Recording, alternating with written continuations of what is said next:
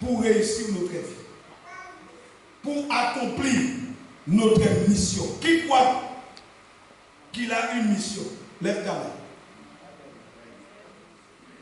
Je vais nous donner des éléments qui vont nous ouvrir les yeux pour comprendre pourquoi nous ne réussissons pas. Nous devons discerner le temps et les saisons avec Dieu. Alléluia. Discerner les temps et les saisons avec Dieu pour accomplir notre mission. J'aimerais que nous nous tenions debout d'abord par respect à la parole que tu vas recevoir. Parce que la parole ne tombera pas par terre. Éternel Dieu de gloire, nous te bénissons pour ta parole.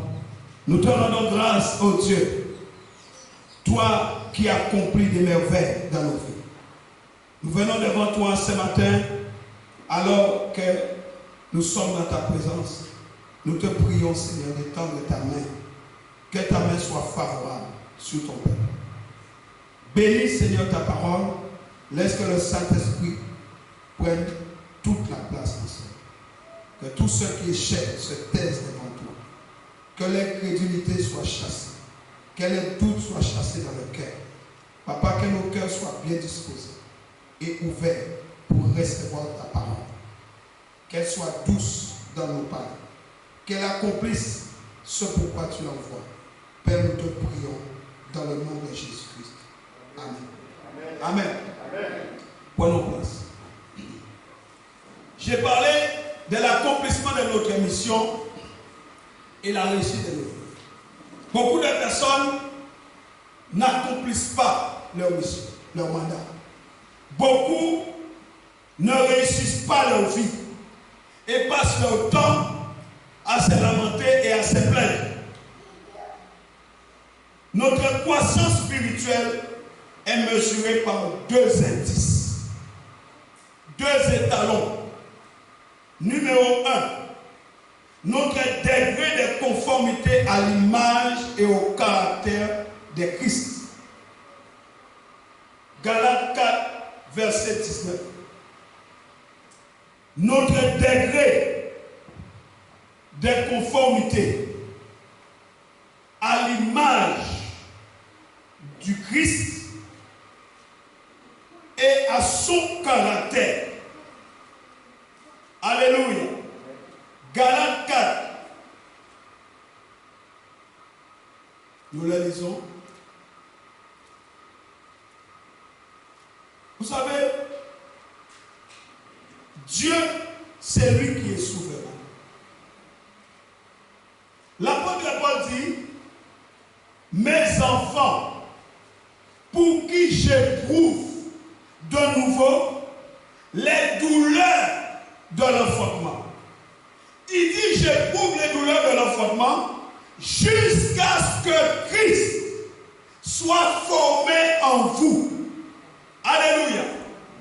Jusqu'à ce que Christ soit formé en vous. Il parle de la conformité à Christ. Et la Bible nous dit, dans 2 Corinthiens 3, 18, 2 Corinthiens chapitre 3, verset 18, nous tous qui, le visage découvert, contemplant comme dans un miroir la gloire du Seigneur, nous sommes transformés en la même image. La même image. De gloire en gloire, comme par le Seigneur l'Esprit. Dis Amen. Amen. Dis encore Amen. Amen. Bien-aimés, le deuxième indice, c'est notre profondeur à comprendre les secrets et les mystères de Dieu. Notre profondeur pour comprendre ces choses. Et lorsqu'on comprend ces éléments, notre esprit est ouvert pour saisir les secrets de Dieu, pour comprendre les mystères de Dieu. Ce sont les principes que nous devons engager dans notre vie. Surtout dans ces temps dans lesquels nous vivons. En s'engageant dans ces voies-là, on ne sera jamais médiocre. On ne sera jamais confus. Alléluia. C'est une garantie.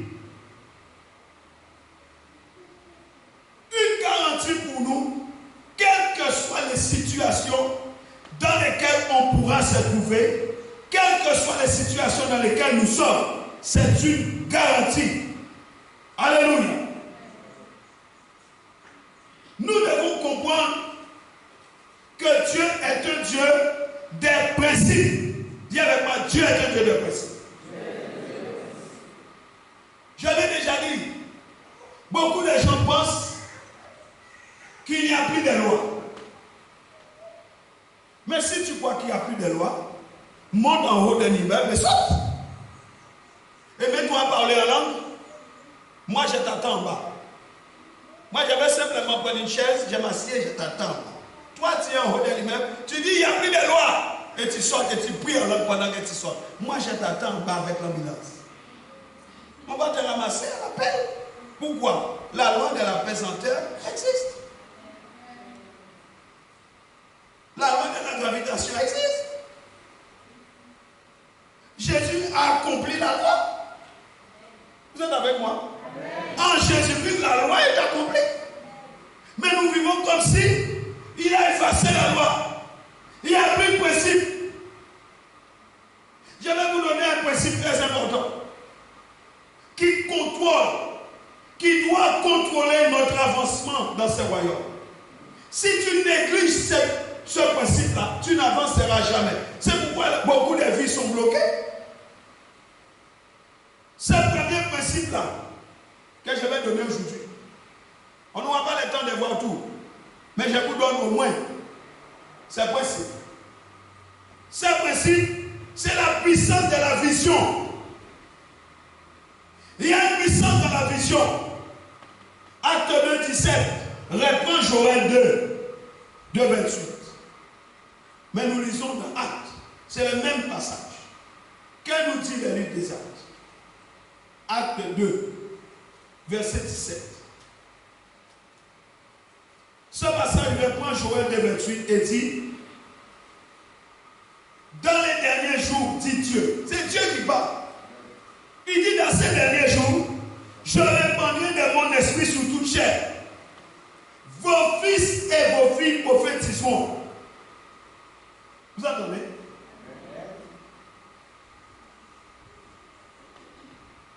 Alléluia.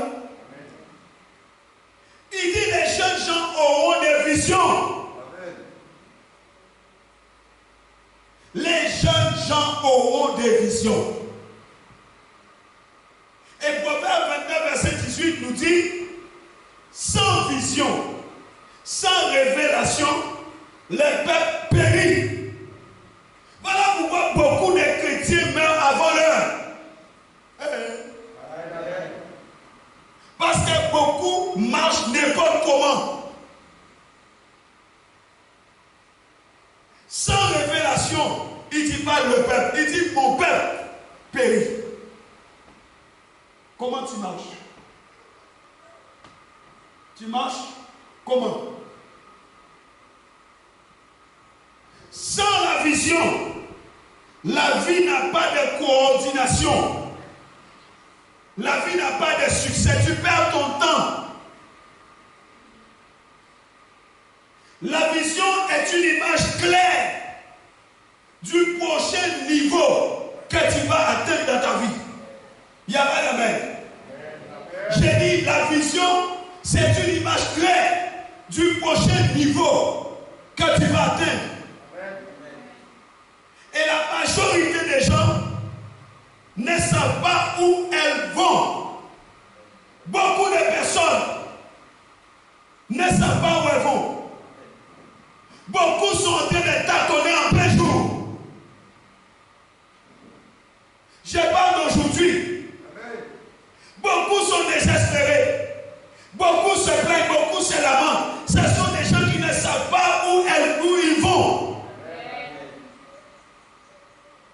Cette majorité ne sait pas où elle va. La vie de beaucoup aujourd'hui est déterminée par les décisions des autres. Un tel m'a dit, il faut que les autres le disent. Écoutez-moi, tous les grands hommes de Dieu que tu lis là, tous ces hommes de Dieu, ils ont saisi la vision de leur destinée. Mais toi, t'en es où? Ils ont saisi la vision de leur destinée très tôt. Élie envoie les manteaux sur Élisée. Pense à ce que j'ai fait. Élisée court, il fait un repas, il bénit sa famille, il part. Dieu vient trouver Abraham. Abraham, lève-toi, quitte ta patrie, quitte ta maison, va vers le pays où je te montrer. Abraham part. Mais toi, quel est ton problème? Il faut que tu pries, il faut que tu gênes, il faut que tu cherches quoi? Dieu vient, il appelle Samuel. Samuel va trouver Élie. Élie dit, retourne, va te coucher. Dieu dit, Samuel va trouver Élie. Élie dit, Samuel va te coucher, laisse-moi dormir. Dieu revient encore. Samuel, il va trouver Élie. Élie dit, écoutez, si tu entends Samuel, dit, Seigneur, me voici. Quand il a dit Seigneur, me voici, Dieu lui a parlé. Mais pose-toi la question. Pourquoi Dieu ne lui a pas dit c'est moi qui t'appelle? Parce que Dieu voulait qu'il se rende compte lui-même, qu'il prenne conscience lui-même que c'est moi qui t'appelle. Il aurait pu lui dire, la deuxième fois, ce n'est pas Élie qui t'appelle, c'est moi. Non, Dieu continue la même chose. Samuel. Ta vie, ta destinée n'est pas déterminée par les autres. Un tel a dit. Laissez-les faire leur cancan, ça leur ressemble. Hello? Ceux qui font des cancans ressemblent à ceux qui disent. Ça leur ressemble. Regardez-les bien, vous allez voir. Hello? Il y a quelqu'un avec moi ici? Il y a un temps avec les visions dans la vie. Il y a un temps. Notre génération est remplie de personnes qui sont distraites. Les gens sont distraits. Même quand ils viennent à l'église, ils sont distraits. Nous devons réveiller nos enfants très tôt à la dimension des responsabilités. Vous entendez? Très tôt, nous devons réveiller nos enfants à la dimension des responsabilités dans la vie, au lieu de les couver. Vous êtes comme des poules. Vous les tuez. Et nous disons, c'est un enfant. Mais va regarder dans la chambre la nuit ce qu'il fait. Ton enfant là, avec le portable, sous l'oreiller. Allez regarder. Combien de films porno il regarde? Combien d'images sales qu'elle regarde? Et lui dit, mon chéri. Ah bon?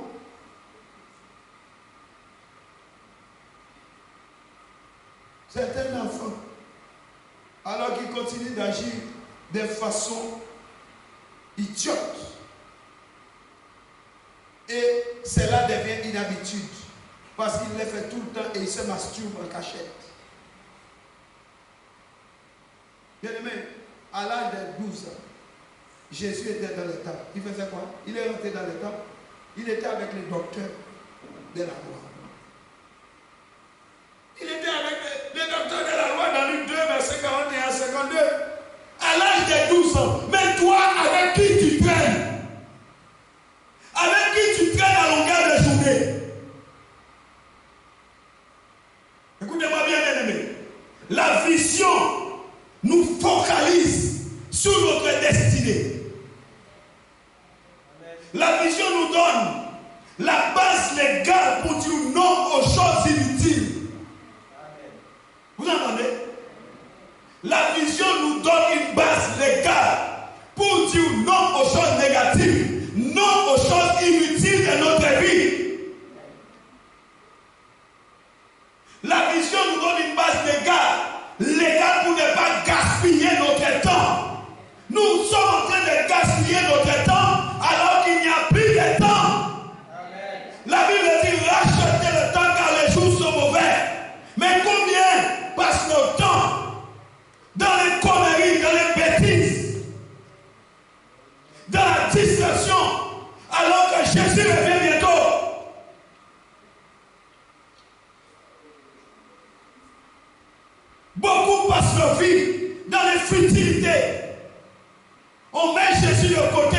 le Saint-Esprit n'a plus de place dans nos vies, alors que Dieu est jaloux.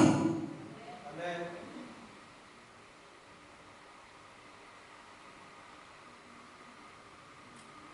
Il y a dans ce département-là, dans ce pays-là, un esprit qui s'élève les retards. Il y a un esprit qui s'élève la misère. Il y a un esprit qui s'élève la médiocrité dans la vie des gens. Et les gens sont accrochés à cet esprit de médiocrité. Ils sont accrochés à cet esprit de retard. Ils sont contents. On dit avec moi, il y a un temps pour toutes choses. Bien aimé, il y a un temps pour notre vie. Il y a un temps pour notre destinée. Notre problème, c'est que nous ne nous préparons pas pour le futur. On ne se prépare pas. On vit au jour le jour. On vit au jour le jour. Quand on consomme tout, aujourd'hui même. On mange tout. Nous sommes là juste en train de réfléchir à ce que nous allons manger. Et quand nous sommes là, mais il y a beaucoup qui sont assis là, mais ils se disent, mais bon, l'équipe va finir à quelle heure? Parce qu'il faut que je rentre. Ça va finir à quelle heure? Il est là, mais il pense à ce qu'il va manger. Mais dis-lui, et si Jésus revient pendant que tu es là, les canaries là, tu vas faire quoi? Pendant que tu es assis là, en train de penser à ton poids rouge et ta viande aussi, si l'enlèvement arrive, qui va manger ton haricot?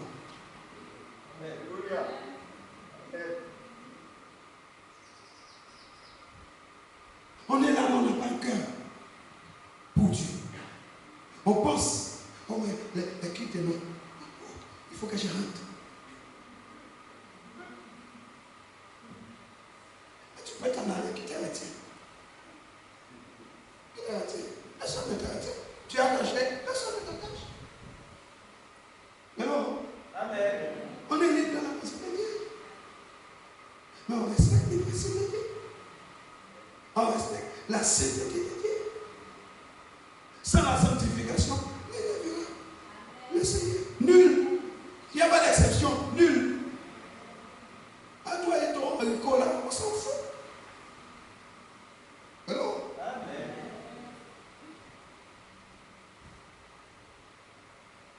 Il faut enlever ces retards dans nos vies. Dieu vient enlever une église glorieuse, pas une église médiocre. Il est temps d'entrer dans la gloire. C'est le temps.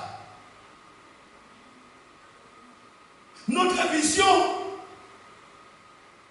est la grande vision de l'endroit où nous allons. Ta vision doit être claire de l'endroit, du lieu où tu dois aller, où tu vas. Tu vas où? Là-bas, au ciel. Cette vision doit être détaillée par des objectifs clairs. Vous savez, les objectifs entraînent des tâches quotidiennes. Les objectifs entraînent des tâches quotidiennes. Et quand nous exécutons nos tâches quotidiennes, nous faisons quoi? Nous accomplissons nos objectifs à court terme. Et cela va nous aider à accomplir notre vision. Autrement dit, la vision ne marche pas sans travail à accomplir. Et pas je reste là, j'ai tourné, j'ai pris en langue. Et puis, amen. Beaucoup de croyants ne font pas attention à ces choses. On vit au jour le jour. Voilà pourquoi leurs vies sont stagnantes. Regardez, ça ne bouge pas. La vie ne change pas. On a toujours les mêmes habitudes. On a toujours les mêmes caractères. On manifeste toujours la même façon d'être. Tu peux parler, tu peux leur prêcher les 4 évangiles. Tu peux mettre tous les évangiles dans une seringue. Tu peux leur injecter les évangiles dans une seringue. Ça ne produit aucun effet.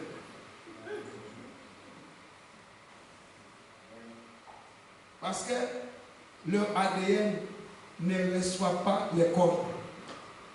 L'ARN spirituel ne peut pas être codé par la rébellion. Ça va,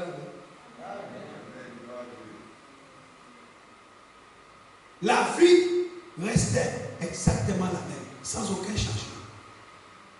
Et ce sont des chrétiens qui ne vont jamais avancer. Il n'y a qu'à les regarder, ils n'avancent pas. Frère, la vie n'est pas prier en langue. Ma soeur, la vie n'est pas prier en langue. L'apôtre Paul dit, j'ai prié en langue, Christ est pour tous. Hello? Amen. Vous avez lu ce passage?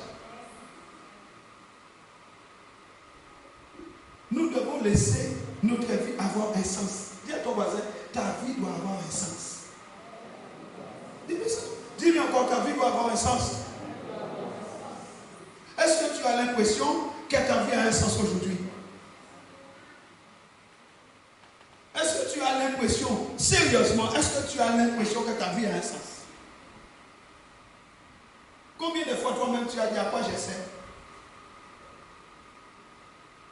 Combien de fois tu as pleuré? Ah, je ne comprends pas ma vie. Je ne comprends pas ma vie. C'est que tu as trouvé qu'elle n'avait pas un sens. Mais si tu as identifié que ta vie n'a pas un sens, c'est une bonne chose. Mais les jours que tu as identifié que ta vie n'avait pas de sens, qu'est-ce que tu as fait? Ce n'est pas le fait d'identifier. Ce n'est pas le fait d'identifier que ma vie n'a pas un sens. Mais qu'est-ce que j'ai fait?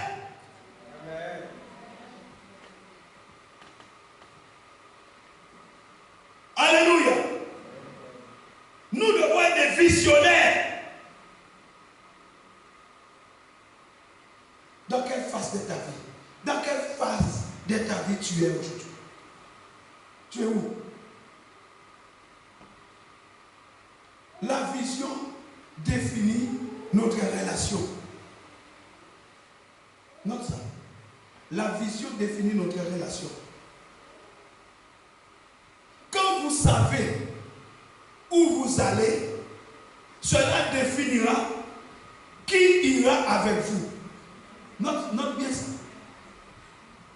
Quand vous savez où vous allez, cela va définir aussi qui ira avec vous.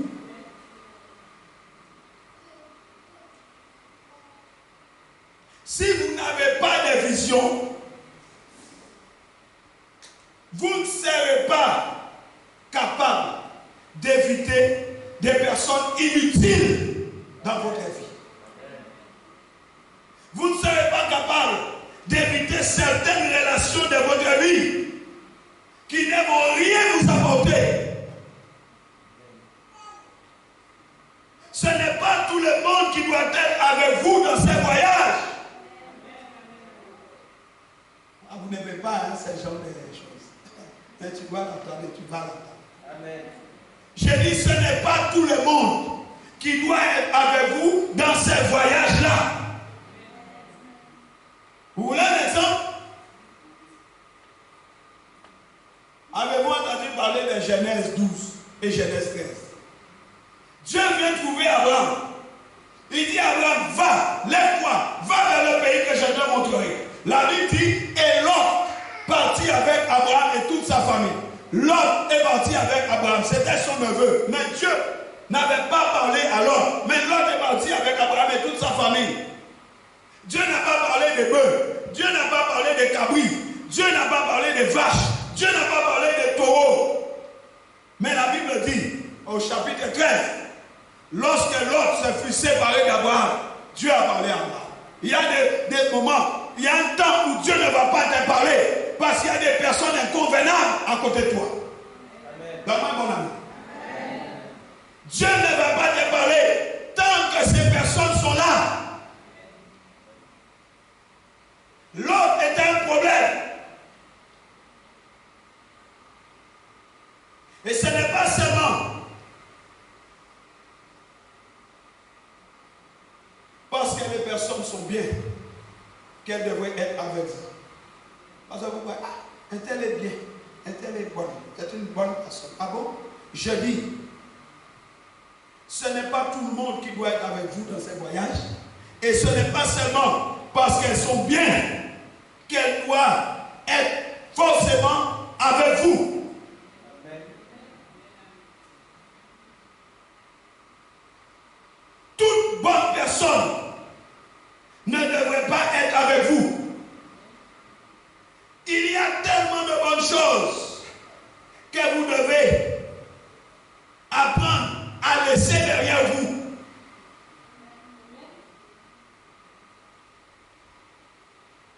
Si vous avez l'intention d'avancer, il y a beaucoup de bonnes choses que vous devez laisser derrière. Amen. Ce ne sont pas juste des choses mauvaises. J'ai dit bonnes choses.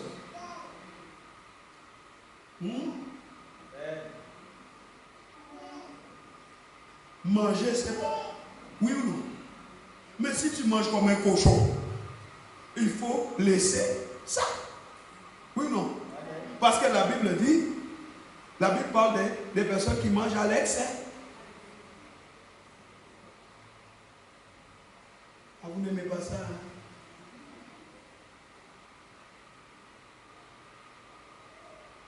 L'unité de la destinée. Les talons avec lesquels on mesure la destinée. L'unité de mesure de la destinée, c'est le temps. Dis à mon voisin, c'est le temps. C'est le temps. Tout ce qui prend votre temps prend aussi une part dans votre destinée. Quelqu'un m'entend ici? Tout ce qui prend une part de votre temps prendra aussi une part de votre destinée. Arrêtez de perdre votre temps dans des choses inutiles. Vous influencez, vous prenez dans votre destinée chaque fois que vous perdez du temps à faire des choses inutiles. Amen. Les talons de la destinée, c'est le temps. Lorsque l'on mesure l'ampleur du mandat de la destinée et de la gravité de là où Dieu veut nous emmener, lorsqu'on prend conscience de cela, lorsqu'on mesure ça, alors on prend une résolution ferme et on dit, à partir d'aujourd'hui, il ne doit plus y avoir de distraction dans ma vie. Vous comprenez? Vous comprenez ce que je dis?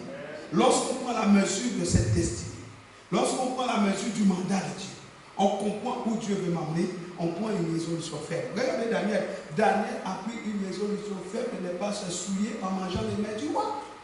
Il a dit non. Pourquoi? Daniel connaissait son Dieu. Chacun, Meshach, Abednego ont choisi d'entrer dans la fournaise surchauffée pour ne pas s'agenouiller devant le roi. Pourquoi? Parce qu'ils connaissaient le mandat de Dieu pour leur vie, ils connaissaient leur destinée. Mais tu ne peux pas être un enfant de Dieu, tu ne connais pas ton Dieu, tu ne connais pas le mandat de Dieu pour ta vie, tu vis comme un microbe sur la terre. Et tu en fais à tout le monde, mais sauf à toi. Tu en veux à tout le monde sauf à toi. Hello? Amen. Nous devons prendre des résolutions fermes avec Dieu. Qu'il n'y ait pas de distraction dans notre vie. Quand Dieu définit notre destinée, le diable, il se lève automatiquement et il va chercher à nous entourer de personnes qui ne portent pas ce que Dieu veut pour nous. Dès le moment que Dieu commence à définir votre destinée, le diable se lève pour chercher à vous entourer des personnes. Mais ces personnes ne portent pas dans leur cœur ce que Dieu veut que vous puissiez porter. Quelqu'un m'entend? Le diable envoie. Ah, pasteur Dieu m'a dit, ma soeur Dieu m'a dit, mon frère Dieu m'a dit, oh Dieu m'a dit, oh Dieu m'a dit. Mais ce que Dieu t'a mis là, il ne porte pas cela. Ils sont complètement en décalage. Et si vous vous exercez à leur rythme, si vous vous exercez à leur niveau, vous ne grandirez jamais. Parce qu'ils vont vous tirer de leur manœuvre. Ils vont vous tirer en arrière. Dieu peut vous appeler à une grande destinée. Un grand chef d'entreprise, un banquier, un président de je ne sais quoi. un disciple à travailler dans les nations, il peut t'appeler à cela. Mais vous êtes avec des gens qui n'impliquent pas, qui n'ont aucune vision. Quand ils prient, c'est 10 minutes et puis c'est fini. Ils ont fini. Alléluia, gloire à Dieu. 10 minutes. Ils prient seulement 10 minutes. Alléluia. 10 minutes par semaine. Et ils demandent pardon juste après 2 semaines. Après avoir prié 10 minutes par semaine, ils mènent leur vie. Et 2 semaines après, oh Jésus, je te demande pardon. Oh Jésus, je te demande pardon. Et ils répondent ensuite à leur négligence. Et vous les rejoignez.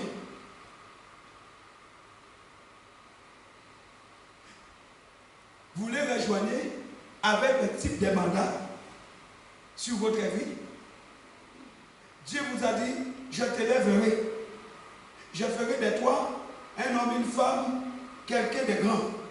Je te donnerai et je te rendrai prospère. Je te bénirai. Et toi, tu vas avec ces personnes-là, avec un tel mandat sur votre vie. Lorsque vous irez là où vous êtes censé aller, vous comprendrez qu'il y a des standards minimums pour avoir cette grâce. Vous comprenez? Lorsque nous prendrons le temps d'aller là où nous devons aller, nous comprendrons enfin qu'il y a des standards minimums pour aller dans cette grâce. La grâce où Dieu veut t'emmener à cause du mandat qu'il met sur ta vie, il y a des standards.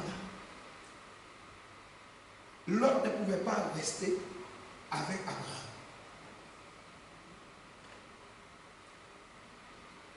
Les standards qui étaient sur la vie d'Isaac étaient trop élevés pour qu'il aille en Égypte. Dieu a dit non, tu ne descends pas. Dieu était obligé d'intervenir. Alléluia. Laissez-moi vous dire ceci. Il y a cette onction-là que Dieu libère.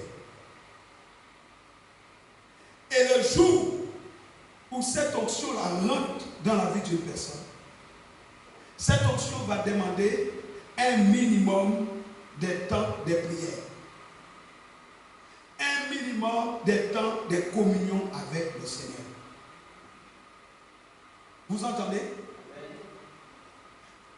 Ça va demander un minimum de temps de prière. Un minimum de temps. Jésus a dit quoi?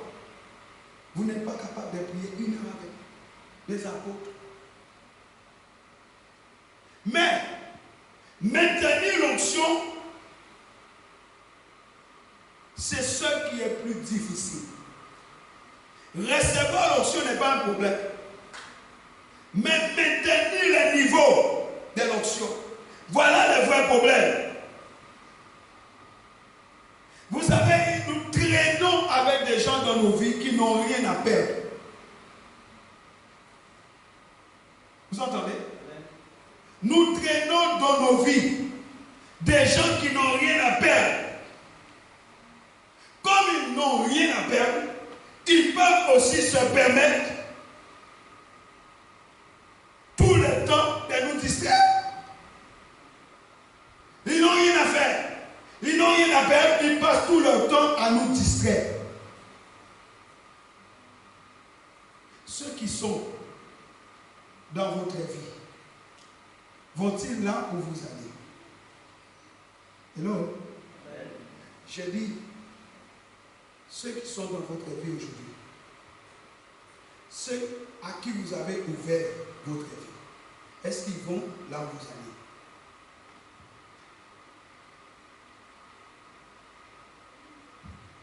Vous sympathisez. Vous faites alliance avec des personnes qui ont des hôtels. Ils ont des hôtels dans leur famille. Et ces hôtels n'attendent qu'une chose, c'est de vous détruire. Vous avez le mandat de Dieu sur votre vie. Vous avez l'onction de Dieu sur votre vie. Dieu vous appelle à une grande destinée, mais vous faites alliance avec des gens qui ont des hôtels, des sorcières de vie.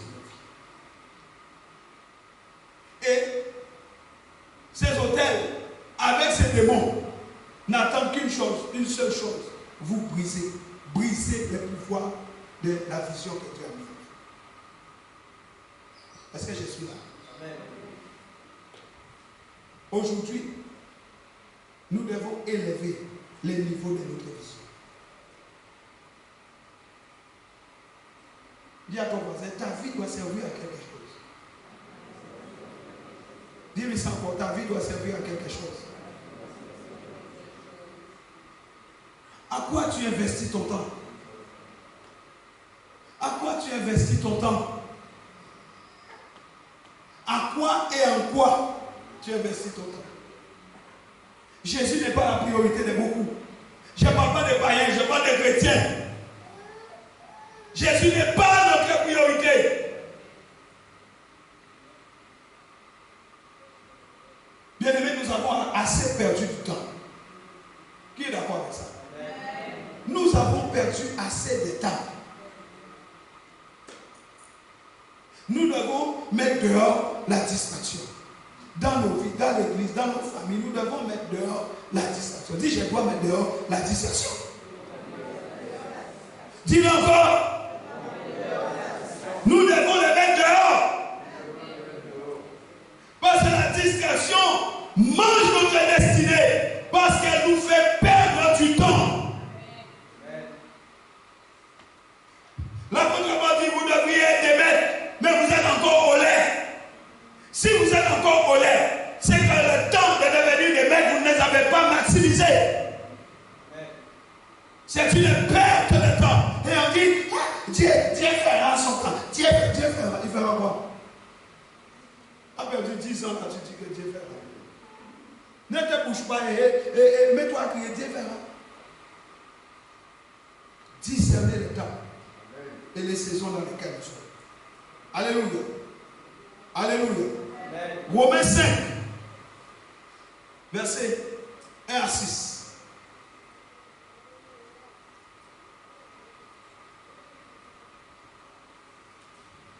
Romains 5. Étant donc justifiés par la foi, nous avons la paix avec Dieu par notre Seigneur Jésus-Christ, à qui nous devons d'avoir eu par la foi accès à cette grâce dans laquelle nous demeurons fermes. Et nous nous glorifions dans l'espérance de la gloire de Dieu. Bien plus, nous nous glorifions même des afflictions, sachant que l'affliction produit la persévérance, la victoire dans l'épreuve, et cette victoire, l'espérance. Or, l'espérance ne trompe point, parce que l'amour de Dieu est répandu dans nos cœurs par le Saint-Esprit qui nous a été donné. Le verset 6 dit, car, suivez-moi, lorsque nous étions encore sans force, autant marqué, soulignez bien ça, autant marqué, nous étions sans force, mais autant marqué, Christ est mort pour des impies. C'est nous qui parlons. 2 Corinthiens 6, verset 2.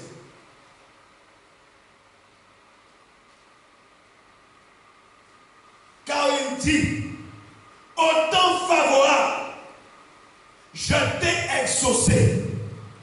Au jour du salut, je t'ai secouru. Voici maintenant les temps favorables. Voici maintenant les jours du salut. Que quelqu'un dise Amen. Bien-aimé, une chose que nous devons savoir, c'est que Dieu est le maître du temps.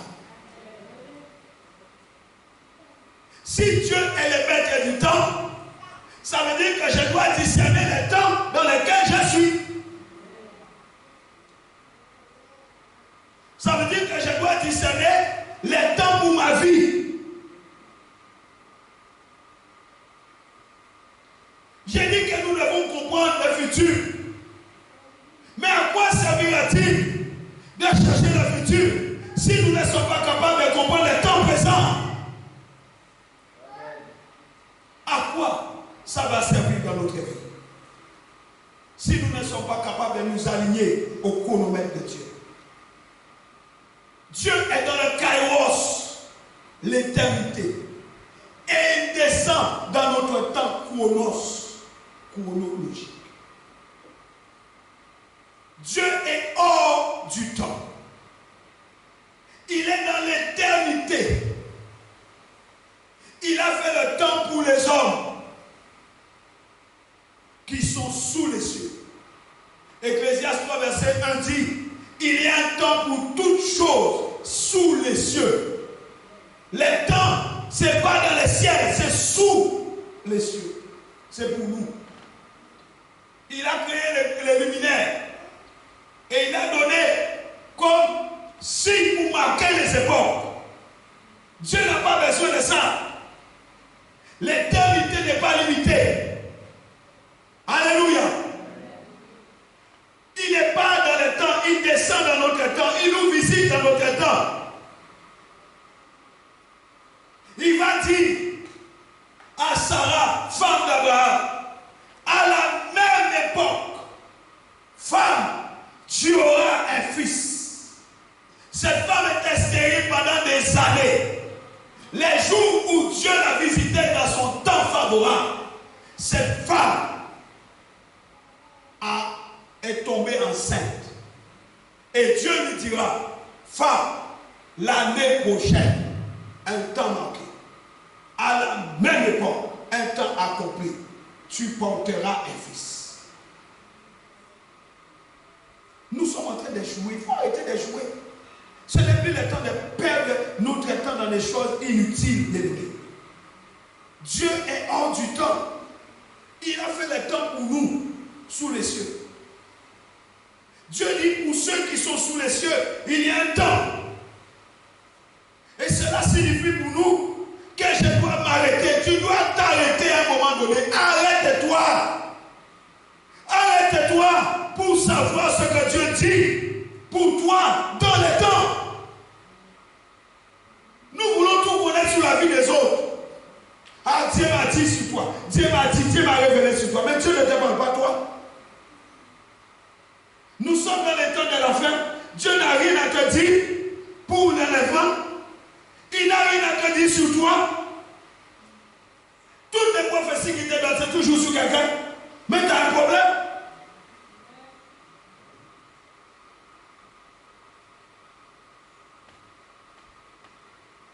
Nous devons chercher à connaître, à discerner, dans ces temps-là dans lesquels nous vivons, qu'est-ce que Dieu dit pour notre vie, afin de ne pas être des vierges folles. Alléluia. Alléluia. Jean 8, 32 dit, tu connaîtras la vérité. La vérité fera de toi un homme libre. C'est lorsque nous sommes connectés avec le Saint-Esprit que la lettre prend vie. Parce que le Saint-Esprit, c'est l'Esprit qui donne la vie. Jésus est un esprit vivifiant. Si nous ne sommes pas connectés avec lui, la Bible ne restera qu'une lettre. Jean 6, 63 nous dit,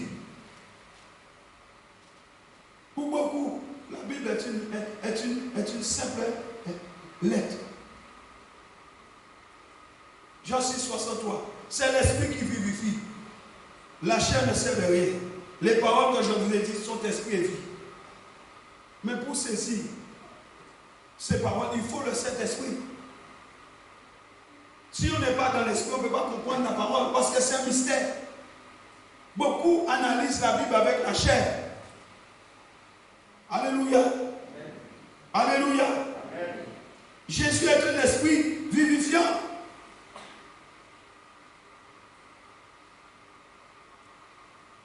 Nous devons commencer à discerner les choses que Dieu a préparées pour nous. Ecclésiaste dit qu'il y a un temps pour toutes choses. Sous les cieux. Daniel 2, 19. Il dit, c'est Dieu qui change le temps et les circonstances. Il n'y a qu'une seule personne qui peut changer le temps et les circonstances. Son nom c'est Yahweh. Daniel le dit dans Daniel 2, 19 à 23. Au verset 23, il dit c'est l'Éternel Dieu qui change le temps et les circonstances. Les rois disent, j'ai fait un rêve. Si vous ne me donnez pas les rêves, je tue tout le monde. Daniel dit, donnez-nous un temps, nous allons prier, donnez-nous un temps. Daniel a plaidé pour eux. Daniel a cherché Dieu. Dieu lui a montré. Et Daniel dit, les rois disent, c'est un homme comme toi qui a l'esprit du temps. Daniel dit, c'est pas moi, c'est Dieu qui change les temps et les circonstances. C'est lui qui m'a donné ton rêve. C'est pas moi je ne suis rien. C'est Dieu le changeur du temps et des circonstances. Quand tu veux que ta vie change, tu t'adresses à qui? Dis-moi ton téléphone là, tu appelles cet homme-là. C'est lui qui va changer ta vie. Oh mon cœur, tu sais. Mon cœur, tu sais. J'ai trouvé comment on dit ça encore? Mon âme sœur.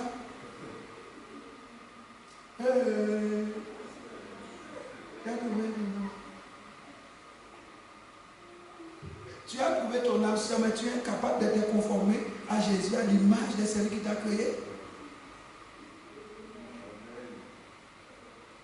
On refuse de se conformer à l'image de celui qui nous a créés, mais on se conforme à l'image d'un homme. C'est une vraie tragédie.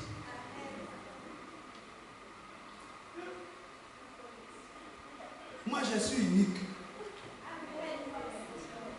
Je suis unique. Il m'a créé à son image. C'est lui le gestionnaire du temps. C'est lui. Jean 14. Sortons de ces images.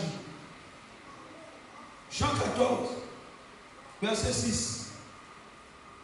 Jésus lui dit, je suis le chemin, la vérité et la vie. Nul ne vient au Père que par moi. Et Jean 10, 10 dit quoi? Jean 10, 10. Le voleur ne vient que pour dérober, égorger et détruire. Moi, je suis venu afin que les brebis aient la vie et qu'elles soient dans l'abondance. C'est les brebis qui doivent être dans l'abondance. Allez, chacal. Les brebis de Dieu. Vous entendez?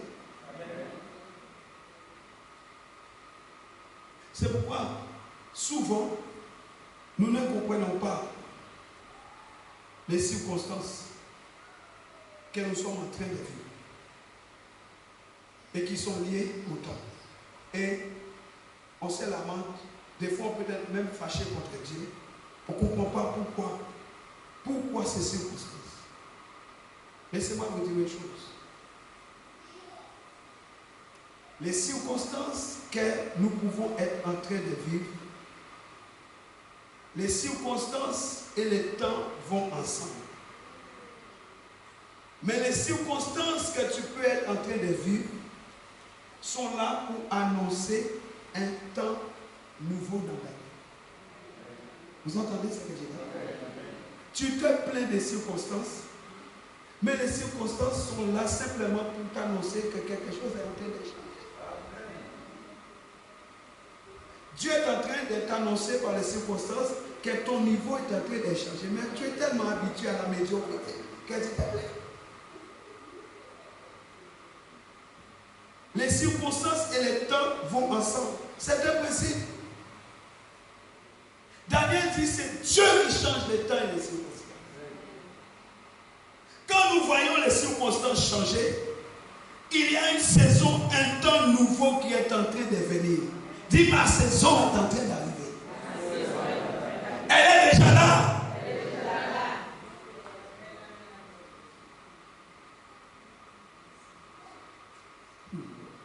Isaïe 7, 14. Lisons ça. Je vais vous montrer ce que j'ai dit.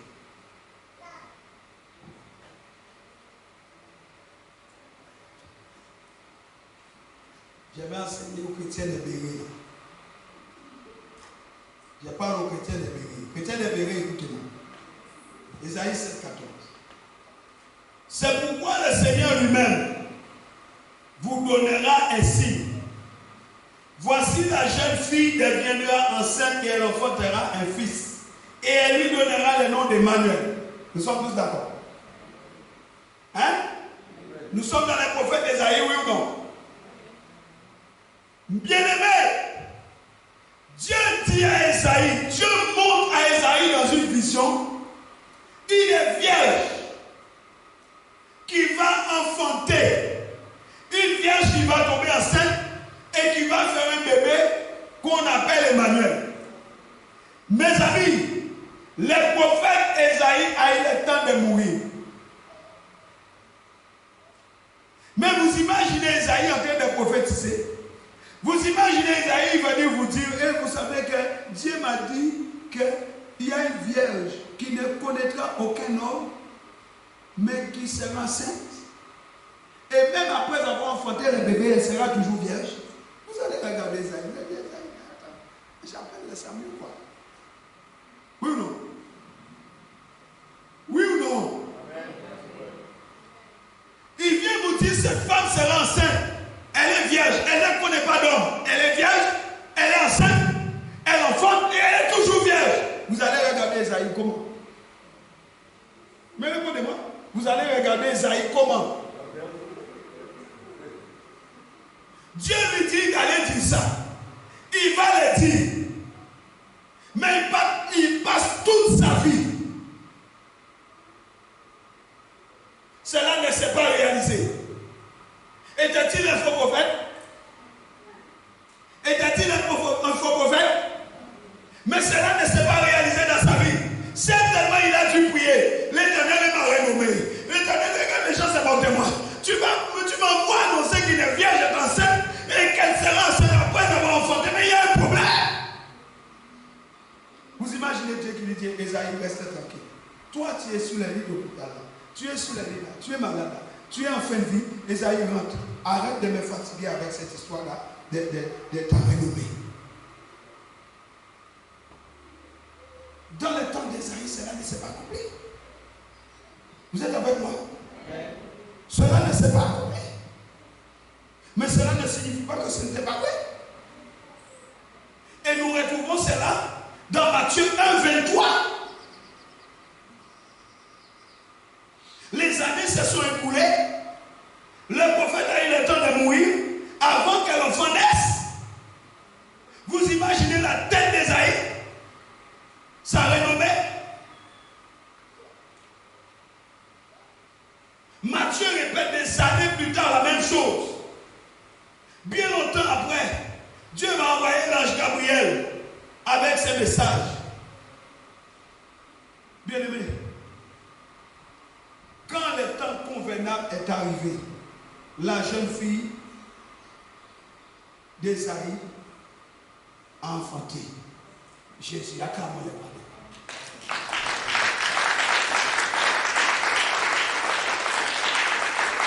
Dieu a dit, voici la vierge dont Ésaïe a parlé. Mais combien de gens ont critiqué Ésaïe? Bien-aimé, il y a un temps, le temps de l'accompli de Dieu. Il y a un temps fixé. Et nous sommes arrivés à la fin des temps. Tu dois comprendre les temps dans lesquels nous vivons. Ésaïe pouvait s'inquiéter de sa renommée, de sa réputation. Parce qu'il prêche une vierge qui va enfanter. Il est sur son lit, rien n'a changé. Souvent, nous voulons que notre réputation ne prenne pas de coups. Ma petite réputation chérie, ma renommée chérie. Frères et sœurs, les temps et les circonstances sont contrôlés et maîtrisés par le changeur des temps et des circonstances. Hello. Je répète, les temps et les circonstances sont maîtrisés, contrôlés par le changeur de temps. Son nom s'appelle Elohim. Quand Dieu nous dit quelque chose, nous avons la mauvaise manie de vouloir à tout prix que la chose arrive.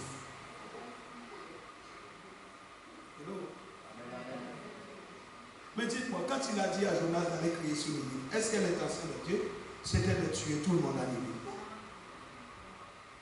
Mais ça posait problème à Jonas. Parce que Jonas pensait que si Dieu ne tuait pas les habitants de Ninive, il allait passer pour un faux prophète. Parce que ces gens-là étaient trop méchants. Notre chair prend assez souvent le dessus.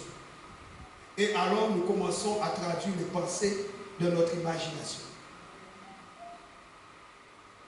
Et cela nous conduit à des résultats catastrophiques.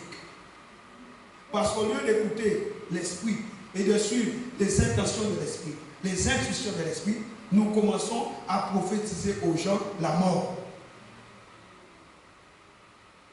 Bon, ma soeur, Dieu m'a montré que tu vas tomber gravement malade, que tu vas mourir.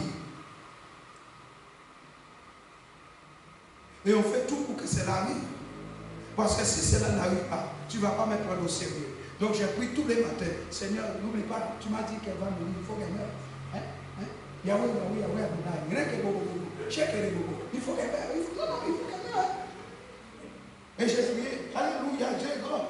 Alléluia, Jésus est bon. Oh Seigneur, tu es miséricordieux, mais il faut qu'elle meure.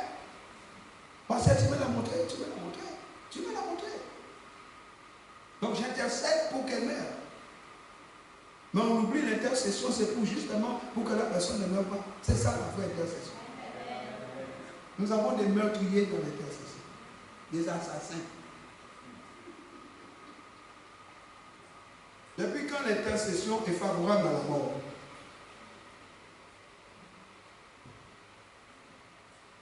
Tu aimes ça? Est-ce que tu aimes cette nourriture-là? Elle est bonne. Il faut la manger, elle est bonne. Parce que c'est exactement ce que nous faisons. Nous voulons à tout prix que cela se réalise. Notre chair prend le dessus. Et je dis, le résultat devient catastrophique.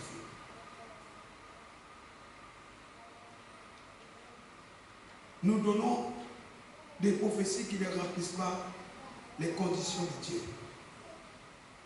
Daniel dit, c'est Dieu qui est le changeur des temps et des circonstances. Salomon dit, il y a un temps pour toutes choses sous les cieux. Ecclésiaste 3, verset 1, Daniel 2, verset 19 à 23. Alléluia. Daniel dit, il est libre de changer les temps comme il veut. Il est libre de changer les circonstances comme il veut. S'il ne veut pas changer, il ne change pas. C'est son problème. 1 Corinthiens 3, 9. Regardez 1 Corinthiens 3, 9. 1 Corinthiens 3, chapitre 9, nous dit quoi? 1 Corinthiens, chapitre 3, verset 9. Car nous sommes ouvriers avec Dieu.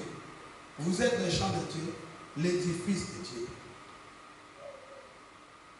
2 Corinthiens 6, verset 1. Pour compléter encore ce passage. 2 Corinthiens 6, verset 1. Puisque nous travaillons avec Dieu, nous vous exhortons à ne pas recevoir la grâce de Dieu en vain. Qu'est-ce que cela signifie? Nous sommes ouvriers avec Dieu. Le même Dieu qui est changeur de temps et des circonstances, il nous associe à ce qu'il va faire. Il nous prend comme des partenaires. Vous entendez? Il nous prend comme ses partenaires pour que nous puissions marcher avec lui. Nous sommes ouvriers avec Dieu. C'est pourquoi nous devons discerner qu'est-ce qu'il fait. C'est pourquoi nous devons discerner ce que Dieu fait quand il descend dans notre temps. Alléluia. C'est pourquoi Dieu va dire, cacherai-je à mon serviteur Abraham ce que je vais faire. Dieu cherche des partenaires. Dieu cherche des collaborateurs. Est-ce qu'il peut te trouver ce matin? C'est pour cela que nous devons connaître notre Dieu. Nous devons avoir une sérieuse connaissance de Dieu.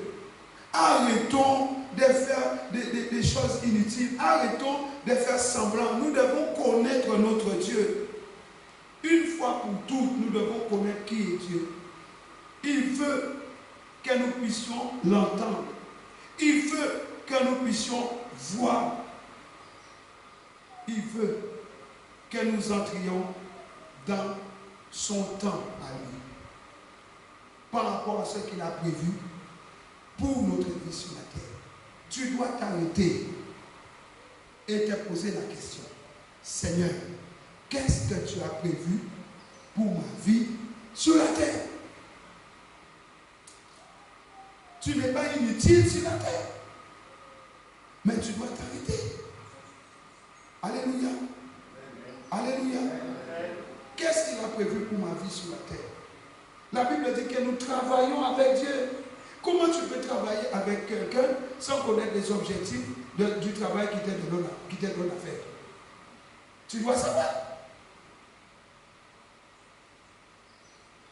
Dieu veut que l'on coopère avec lui. Mais comment tu vas coopérer si tu ne sais même pas ce qu'il veut, ce qu'il attend de toi? L'apôtre Paul dit que nous ne sommes pas des robots, nous sommes des ouvriers. Nous devons faire attention à cela. Dieu travaille dans son temps à lui. Il vient dans notre temps. Dieu est dans le kairos. Il descend dans notre temps. Il est hors du temps. Il descend dans notre temps. Au jour où il a visité Abraham et Sarah, Sarah a enfanté. Au jour de la visitation de Dieu, tu enfanteras. Mais quand Dieu nous visite dans l'église, on ne se rend même pas compte qu'il est là. Beaucoup passent à côté parce qu'incapable de discerner quand Dieu nous visite. Il est là, mais on est distrait. Les regards sont ailleurs, les pensées sont ailleurs, et alors qu'il est là. Au jour où Dieu a visité Abraham, Abraham a été béni. C'est nous qui prions. Mais le temps de la prière, les circonstances sont dans les mains de Dieu. Hello? Les réponses à nos prières viennent de Dieu. Et lui, il a un temps pour exaucer la prière. Nous avons prié. Au lieu d'être persévéré, on arrête. Ah, il n'a pas répondu. Ma prière est une prière inutile. Qui t'a dit ça? Quand nous allons commencer à comprendre ces choses, notre vie chrétienne deviendra équilibrée. Les jours où nous allons commencer, et j'espère que c'est aujourd'hui, les jours où nous allons commencer à comprendre ces choses, nous allons commencer à réussir. Nous ne marcherons plus dans l'anxiété, dans la médiocrité, dans la confusion. Ah Seigneur, tu sais, ça fait 10 ans que j'ai pris, je ne vois rien, je ne vois rien. Ça fait 5 ans que j'intercède, je ne vois rien. Il n'y a pas de réponse. Et moi, je suis dans les lamentations. Seigneur, aide-moi. Seigneur, délivre-moi. Seigneur, tu as passé 10 ans à écouter la voix charnelle. C'est normal. Tu as passé 10 ans à écouter les gens te dire faites ceci, faites cela. Bien, tu prends ton téléphone, ma soeur, tu sais, j'ai mis ça, tu penses quoi? On t'a dit, et tu vas faire ceci, tu vas derrière ta maison, tu vas trouver des herbes para qu'on appelle para, tu vas malaxer tout ça, tu vas faire un bain et ça ira mieux. Et ajoute un peu de béron, hein. Toi, un enfant de Dieu, tu crois que tu es dans le béron?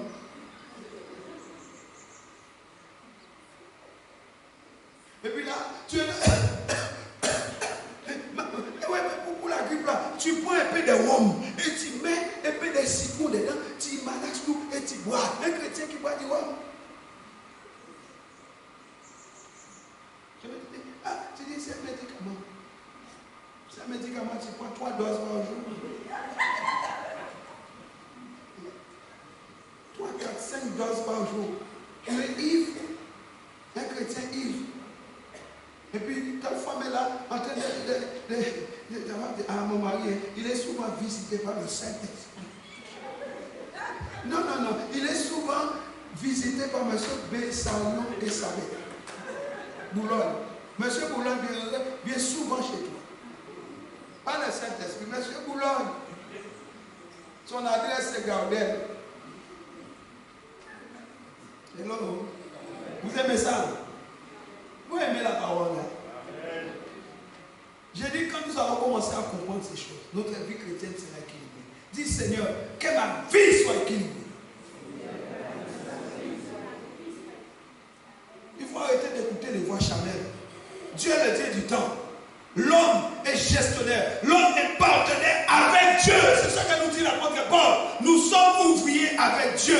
Le temps appartient à Dieu. Mais nous devons être attentifs. Nous devons écouter la parole. Nous devons écouter le Saint-Esprit. Le Saint-Esprit, c'est lui qui est l'esprit de la vie. Si tu veux la vie, c'est le Saint-Esprit. Si tu veux que ta situation change, si tu veux que ta vie change, si tu veux que les circonstances de ta vie changent, il y a une seule personne qui change le temps et les circonstances. Son nom, c'est l'Éternel.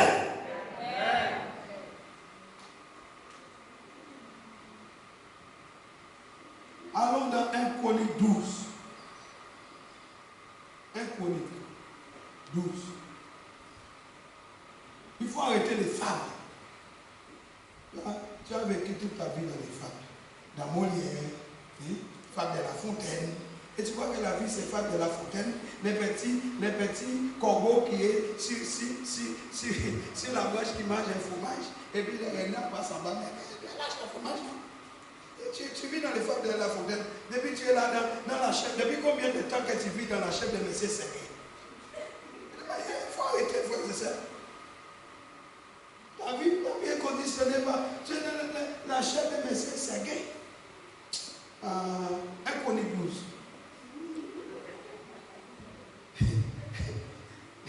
1 Chronique 12. Verset 32.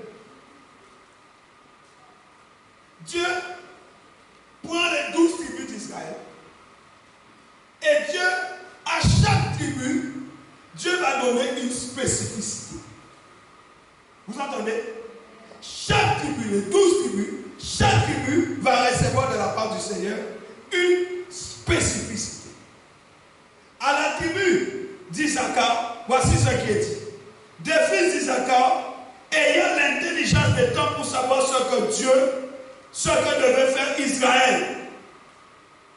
Les fils d'Issachar avaient reçu de l'Éternel, le changeur des temps et des circonstances, l'intelligence pour savoir et faire.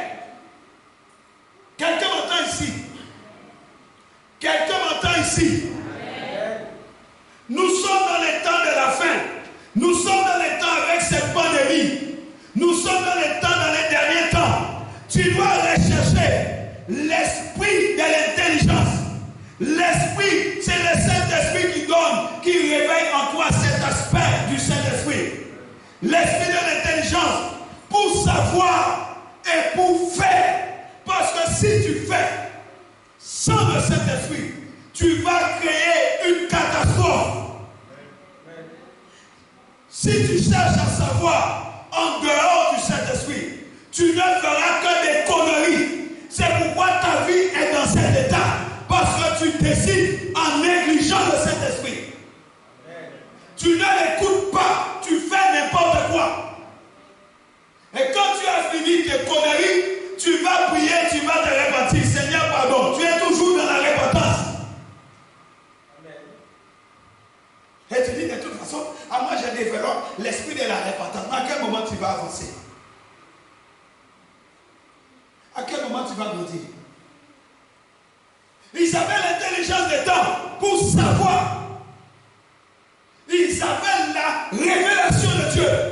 Et ils pouvaient dire à Israël, Israël, non, on n'attaque pas aujourd'hui. On attend. Israël, l'ennemi viendra au septentrion. L'ennemi viendra au sud. Ils savaient.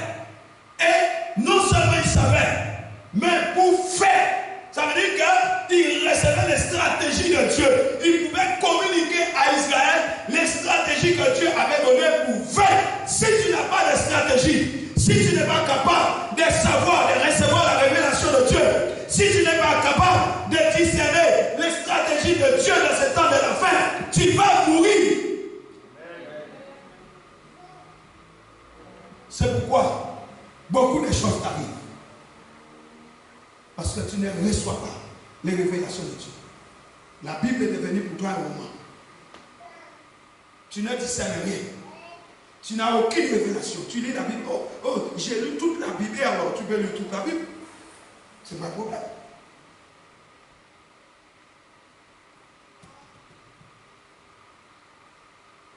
On a lu la Bible, mais sans révélation. On n'a reçu aucune instruction. Pourtant, Jésus a dit, je vous enverrai mon esprit. Il vous conduira dans toute la vérité. Il vous enseignera au sujet de tout ce que j'ai dit. Il vous révélera même au sujet des choses à venir. Mais nous ne comprenons rien. Si tu n'es pas capable de discerner le temps présent, comment discerneras-tu ton futur? Et puis tu commences à calquer ton futur sur la vie des gens. Tu commences à devenir jaloux. Tu commences à devenir méchant. Tu commences à convoiter tout le monde parce que ta vie est bloquée, les autres avancent. Quel est ton problème? Tu commences à rendre les autres responsables de ton malheur.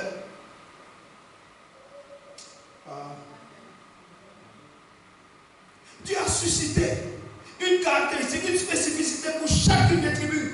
Pour Judas, il a dit, Judas, toi c'est la louange. Lévi, toi tu vas enseigner. Issachar, l'intelligence du temps. Oh my God. Suscite-nous l'esprit d'Issachar, s'il te plaît. Et Dieu n'a pas changé. Dieu a changé. Dieu a changé des principes. Dieu n'a pas changé. Il a changé simplement des méthodes. Là où il y avait la loi, il a envoyé Jésus. Il a envoyé la grâce. Mais Jésus est venu accomplir. Dieu veut nous faire progresser, frères et sœurs. Vous êtes avec moi? Vous êtes là avec moi? Dieu veut nous voir progresser. Dieu nous donne des révélations. Il nous a donné le Saint-Esprit. Et le Saint-Esprit est en nous. Avec tout ça, vous savez, dans l'Ancien Testament, l'Esprit de Dieu était donné à quelques hommes. Simplement à quelques hommes. Mais regardez dans Isaïe 11, ce que Dieu a fait. La Bible dit, un rameau sortira du tronc d'Isaïe et un rejeton naîtra de ses racines. Il parlait de cet enfant qui allait enfanter cette vierge dont je vous ai parlé. Il dit, l'Esprit de l'Éternel reposera sur lui. Esprit de sagesse et d'intelligence. Voilà l'esprit d'intelligence des temps. Esprit d'intelligence, esprit de conseil, de force, esprit de connaissance et de crainte de l'Éternel. Il respirera la crainte de l'Éternel. Les 7 aspects du Saint-Esprit sont en nous. Il n'y a pas assez de rebelles. J'ai dit, il n'y a pas assez de rebelles. Donnez-moi un rebelle très fort. J'ai dit seulement certaines personnes, une seule tribu avait cela. Mais aujourd'hui, Dieu a mis le Saint-Esprit en nous. Il a donné la plénitude à l'Église. Regardez l'Église aujourd'hui. Je ne parle pas de lui. Je parle de toi. Nous fonctionnons dans une misère. Nous fonctionnons dans une médiocrité. Oh mon Dieu, le ciel a honte de nous. Et nous chantons, nous dansons, nous prions en langue, nous dansons en langue. Jeûne et prière, on est content. Tu es content de quoi? De ta médiocrité?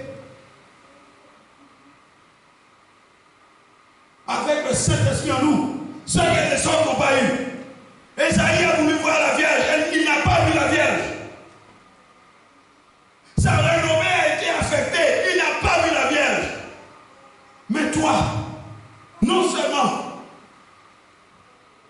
tu as le Saint-Esprit, mais tu as l'Esprit de Christ en toi.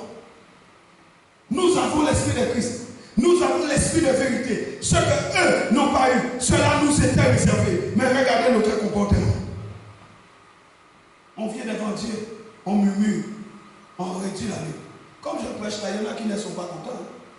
Il y en a qui ne sont pas contents. Ah, qu'est-ce qui arrive au pasteur? Qu'est-ce qui lui arrive? Qu'est-ce qui lui arrive? J'ai une bonne nouvelle pour toi. Dieu voit dans ton cœur. Amen. Il sait ce que tu dis. Et ce que j'ai dit, c'est pour ton progrès. La vie et la mort sont au pouvoir de la langue. C'est toi qui décides de ce que tu veux. Mais moi, je prêche ton progrès. Il faut enlever dans nos vies la médiocrité. On a perdu assez de temps. C'est ça que je dis.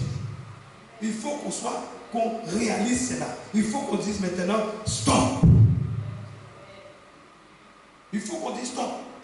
Mais si on ne dit pas stop, on va continuer à nous-mêmes, à nous persuader qu'on est dans les bons alors qu'on est dans rien du tout. Ces hommes-là avaient l'esprit d'Issachar. Ils avaient l'esprit d'intelligence de temps. Dieu n'a pas changé. Il nous a donné la révélation. Jésus est la révélation du Père. Il nous montre les lois selon leur dimension. Et quand nous découvrons ces lois, nous entrons dans le succès de Dieu.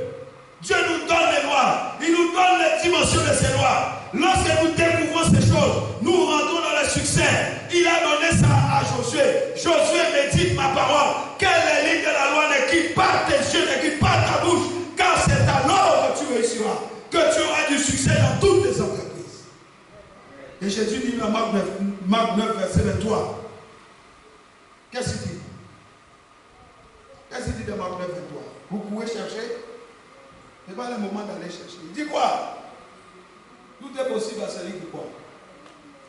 Jésus dit, c'est moi la résurrection et la vie. C'est moi. Les dieux de l'intelligence vit en toi. Dis-le, est-ce que tu peux le confesser?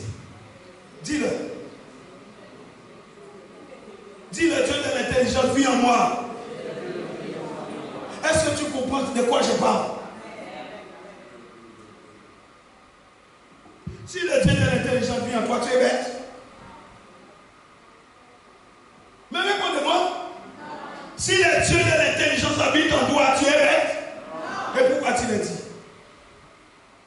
Et pourquoi tu le dis à tes enfants? Il habite en nous par le Saint-Esprit. Il vient avec ses 7 facettes. Il vient nous communiquer des révélations sur notre vie, pas sur la vie des autres. Notre problème, c'est que nous voulons connaître la vie des autres. Ah bon? Ah bon? Ah bon? On est curieux de la vie des autres. Mais le Saint-Esprit vient te parler de toi. Sur ta vie personnelle. Vous savez discerner le temps qu'il faut. Vous savez discerner tout, mais vous ne discernez pas ce qui se passe sous vos yeux. Vous ne savez pas discerner ce qui se passe dans votre maison, mais vous savez discerner chez la voisine. Alléluia. J'étais par la fenêtre en train de prier. Dieu m'a montré, hein, la voisine là, c'est une sorcière. Mais Dieu ne t'a pas montré ce que tu fais toi. Dieu ne t'a pas montré ce que toi tu fais. Mais la voisine est une sorcière. Cherche vraiment, tu vas trouver la vraie sorcière. Comment pouvons-nous avancer? Dis à ton voisin, comment je peux avancer? Bien aimé, il y a un temps pour prier. Mais aussi, il y a un temps pour s'arrêter et écouter ce que Dieu a à nous dire sur notre vie. Il y a un temps pour t'arrêter. Écoutez. Que celui qui a des oreilles entende ce que l'Esprit dit. C'est toujours toi qui parles. C'est toujours toi qui parles. Ta langue est un problème pour ton propre corps. Mais coupe-la. Arrache-la. Au moins tu seras sauvé sans langue.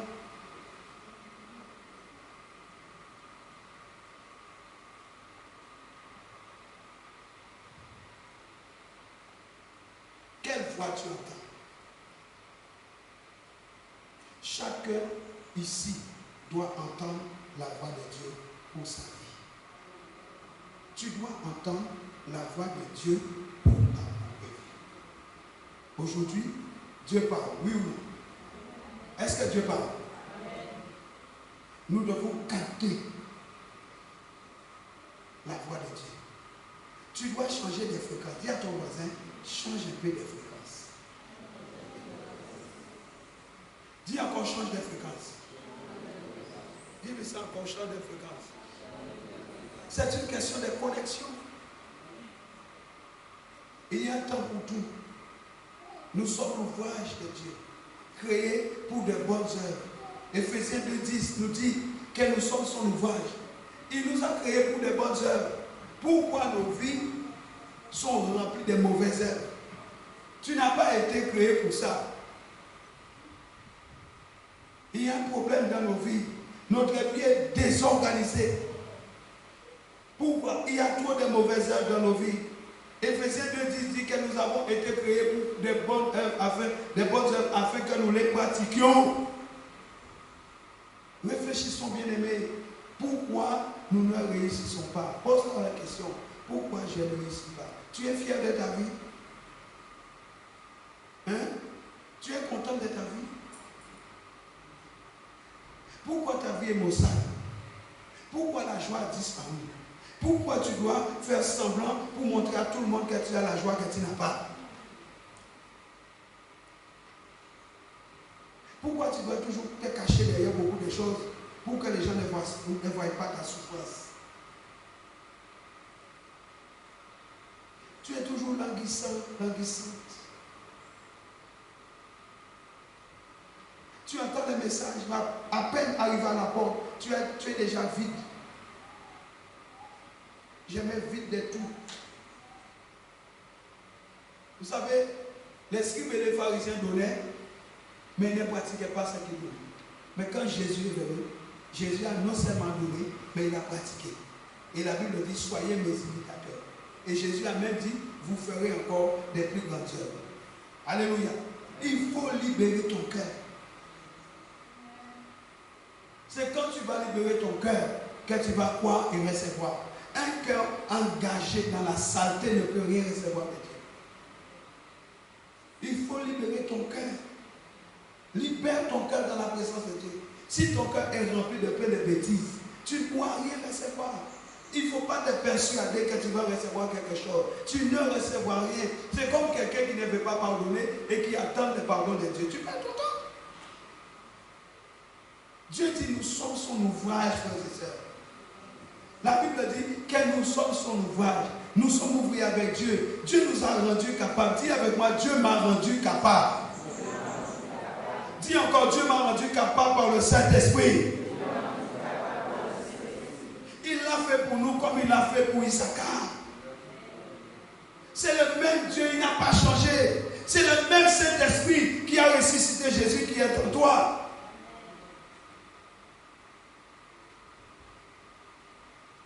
Dieu fixe un jour, Dieu fixe un temps. Il y a un temps fixé, il y a un temps qui arrive à son terme. Dis, c'est maintenant. Dis, l'heure de mon exaucement est arrivée.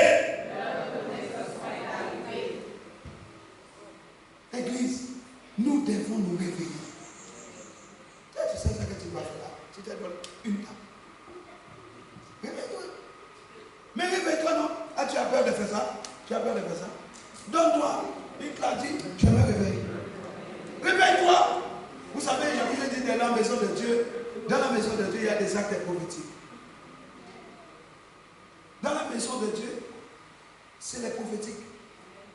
Ça là, ça ressemble à quelque chose de physique, mais qui a un impact spirituel.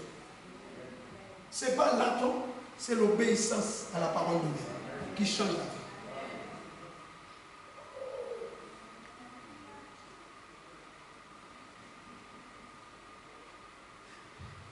Nous devons nous réveiller.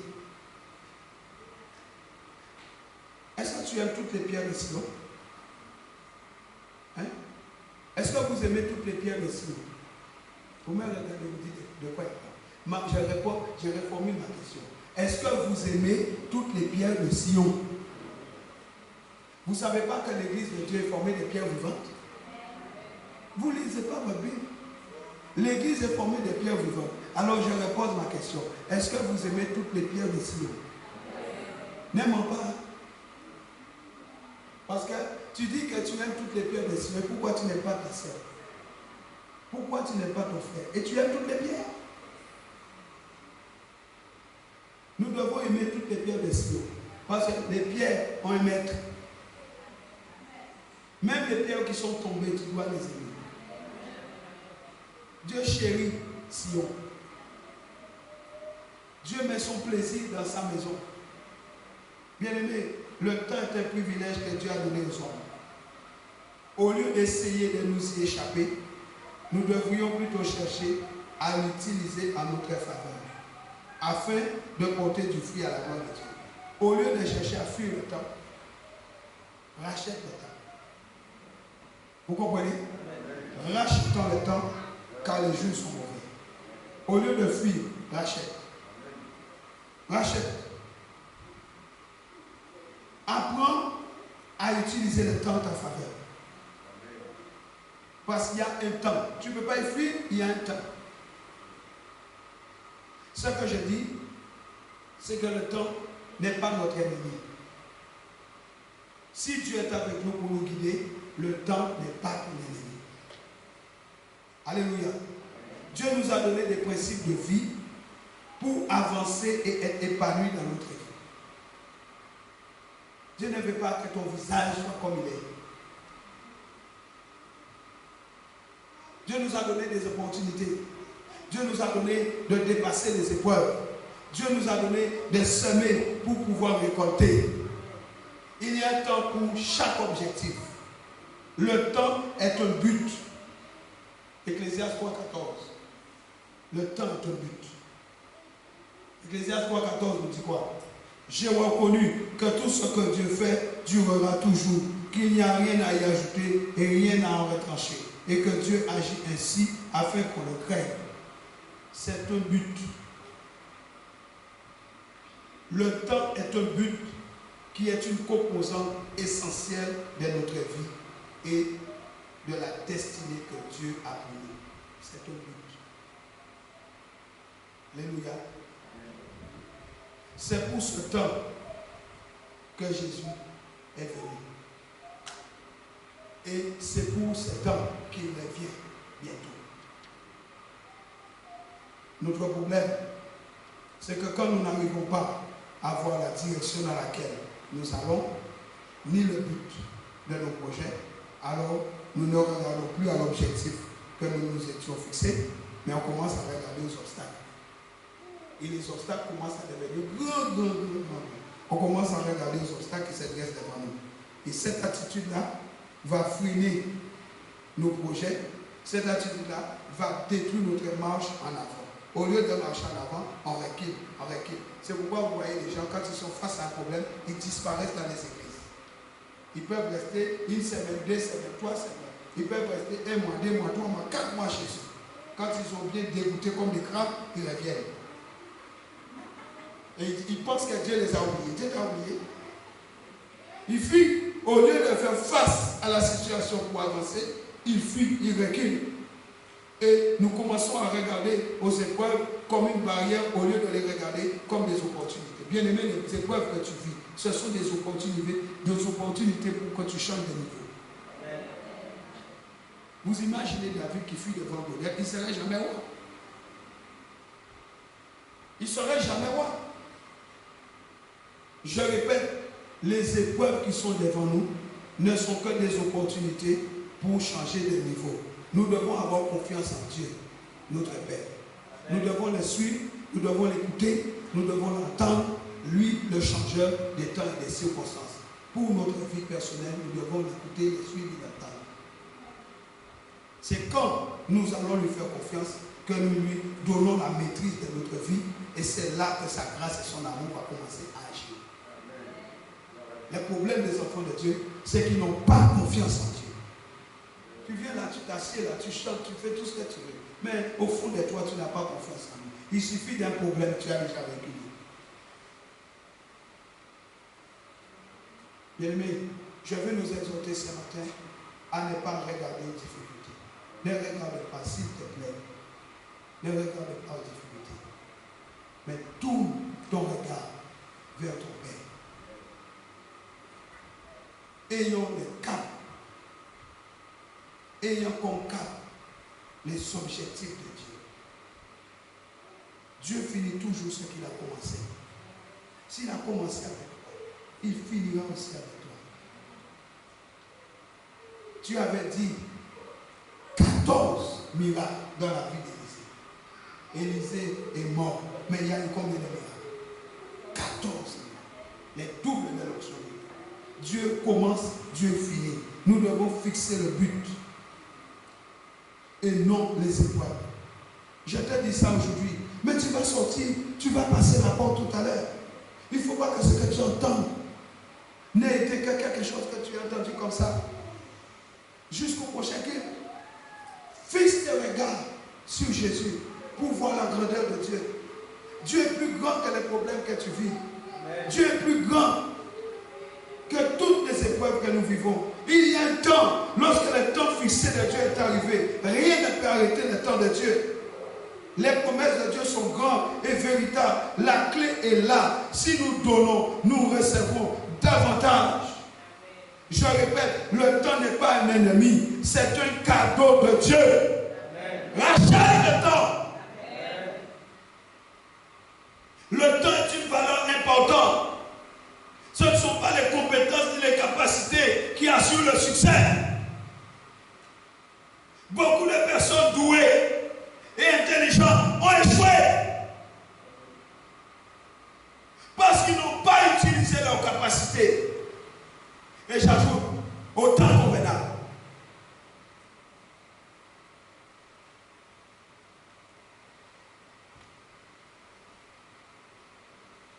Nous devons faire attention pour ne pas passer à côté de cette clé essentielle.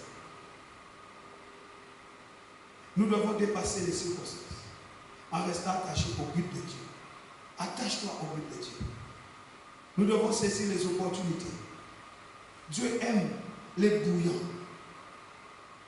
Tu étais bouillant au début, regarde-toi, tu es tiède, glacé. Dieu aime ceux qui sont bouillants, ceux qui vont jusqu'au bout. Tu as jeté l'éponge. Pourquoi tu as jeté l'éponge? Tu es prêt à abandonner. Chaque jour, tu te lèves le matin, tu dis, qu'est-ce que j'ai fait? Je vais à l'église ou je ne vais pas? Je vais à l'église une fois par semaine, une fois le dimanche, 2 dimanches, 3 dimanches. Il te faut un mois pour savoir si tu vas à l'église. Combien ont abandonné? Et il dit, j'ai pris à la maison. Qu'est-ce que tu pries à la maison? Tu pries qui à la maison? Tu crois que tu vas grandir sans être confronté au don du ministère que Dieu a donné pour la croissance et pour l'édification? Ah bon, parce que tu deviens toi-même ton prophète, tu deviens toi-même le Saint-Esprit, tu deviens toi-même Dieu, tu deviens toi-même Jésus, tu deviens toi-même apôtre, tu deviens toi-même docteur, en un mot, tu es tout. Comme tu es tout, tu restes à la maison, je peux comprendre. Mais sache que c'est une malédiction. Dieu n'interdit pas de prier la prière personnelle, mais il exige la prière dans la communauté. Il exige l'assemblée. Si tu n'es pas référé dans l'assemblée de Dieu, sache que Jésus te dira qu'il ne t'a jamais connu. Parce qu'il a créé l'église et il a donné les lettres aux 7 églises. Et souviens-toi qu'un homme a souffert à l'île de Patmos pour te donner ses vérités. Ne méprise pas ça. Et souviens-toi aussi qu'il y a quelqu'un qui est mort à la croix pour bâtir son église. Son nom, c'est Jésus. Souviens-toi de cela avant de prendre des décisions inutiles qui vont te coûter ton âme. J'entends beaucoup de gens raconter des conneries. Mais pourquoi ils ne demandent pas à Dieu? Vous entendez ce que je dis? Faites attention à vous. Faites très attention à qui? À vous. L'œuvre de Dieu, ne jouez pas avec ça. Ne jouez pas avec ça.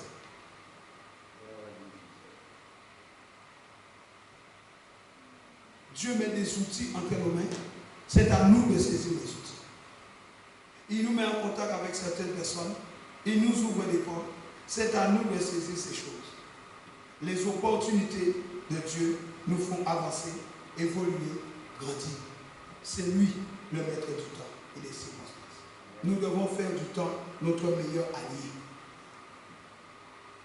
Les temps dans lesquels nous sommes.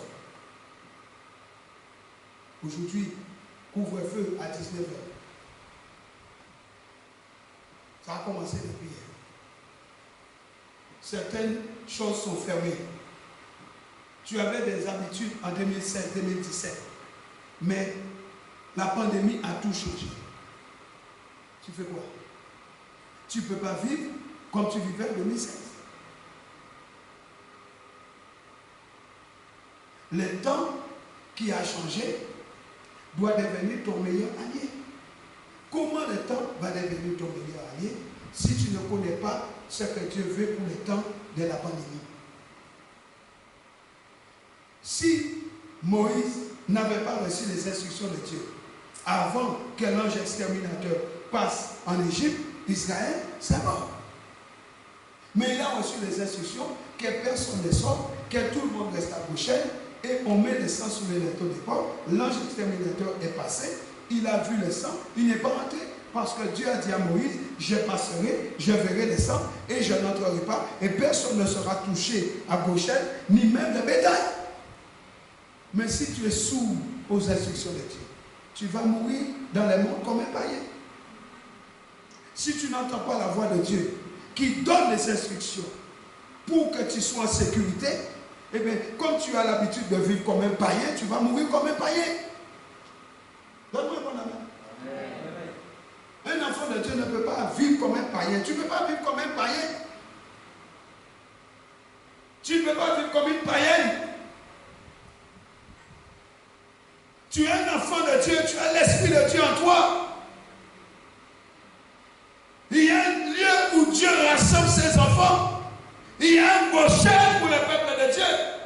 Afin que lorsque la mort passe, lorsque la pandémie passe, tu n'es pas affecté. À cause du sang. Mais si tu es dans la rébellion chez toi, en train de prier, ah j'ai prié à la maison, mais tu pries dans la rébellion, la mort va arriver. Les temps dans lesquels nous commençons à rentrer, je dis ce sont les temps de grande famille. Il y aura peu. L'église est dans une grande persécution. L'église commence à glisser petit à petit dans la persécution. Il n'y aura pas la parole. Vous voyez, comme on est là aujourd'hui, ce sera très difficile de se réunir. Toi qui as pris l'habitude de ne pas aller à l'église, comment tu vas faire? Parce qu'il va te manquer des câbles. Il va te manquer des pièces dans ton puzzle. Pourquoi? Parce que tu n'allais pas à l'église. Il y a des choses que tu n'as pas eues. Il y a des connaissances que tu n'as pas eues. Il y a des instructions que tu n'as pas eues. Comment tu vas faire? Oh, tu vas dire, ah oui, mais j'écoute sur YouTube des messages. D'accord, tu écoutes des messages sur YouTube. Mais laisse-moi te dire, tu n'as pas remarqué dans l'Apocalypse, Dieu a dit, l'aide à l'église d'Éphèse, l'aide à l'église d'Esmine, l'aide à l'église de Philadelphie, l'aide à l'église de Laodicée. Il a donné aux églises, à chaque église, une lettre. Et le chiffre 7 signifie la perfection de Dieu dans les lettres qui ont été données. L'église d'Éphèse n'est pas allée écouter ce que Dieu disait de l'église Philadelphie, parce que l'église d'Éphèse devait elle-même entendre ce que Dieu disait pour elle-même. Si tu fais partie de l'église CCSPV et que tu n'es pas au courant de ce que Dieu a dit pour l'église CCSPV, mais que tu es au courant de tout ce que Dieu dit pour ICC, eh bien tu vas mourir. Parce que toute l'église ICC savent exactement ce que ICC doit faire. Mais toi, tu es dans l'église ICC, tu vas regarder les gens comme ça, mais qu'est-ce qu'ils font? Pourquoi? Dieu a donné l'instruction par son serviteur. Dieu leur a dit, vous allez tous vous monter sur la soufrière. Mais à l'église CCSPV, Dieu a dit quoi? Vous restez dans l'église, vous ne bougez pas. Mais toi, tu es comme un fou, tu cours à la soufrière. Mais on t'a dit, mais lui, il a vécu. Vous comprenez ce que j'ai dit? Lui, il est électrique. Tu n'as pas de drapeau. On ne te connaît pas. L'ange a dit à l'homme, prends ta famille, sors d'ici. Nous allons tous détruire ici. Il n'y a que l'homme de sa famille qui est sorti de Sodome. Tous les autres sont morts parce que l'instruction a été donnée seulement à l'homme à cause d'Abraham, mes amis.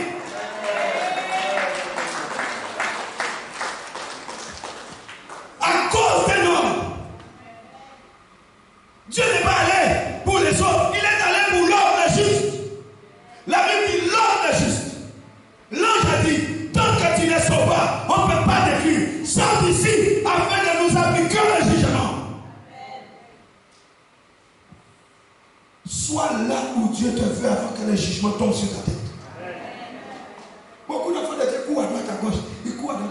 Moi, j'ai dit, vous ne pouvez pas dire que je ne vous ai pas averti. Si Dieu t'a placé dans cette assemblée-là, j'ai une bonne nouvelle pour toi. Je ne le dis pas pour moi. Reste là où Dieu t'a placé. Quoi qu'il arrive. On connaît toutes les instructions de toutes les autres églises. Mais on ne connaît rien de ce qui se passe là. On n'est pas investi dans l'œuvre de Dieu. On n'est pas engagé dans l'œuvre de Dieu. Mais même quand il s'agit de donner les offrandes, on ne donne pas. On ne sait pas. On cherche toutes sortes de prétextes pour ne pas soutenir l'œuvre de Dieu. Mais il suffit que le téléphone sonne. Ma soeur, tu viens, on va visiter une église. On est devenus des touristes spirituels. On court, on va là-bas, on va visiter. Mais lorsqu'il te dit, on va faire l'appel aux offrandes, tu es le premier à donner.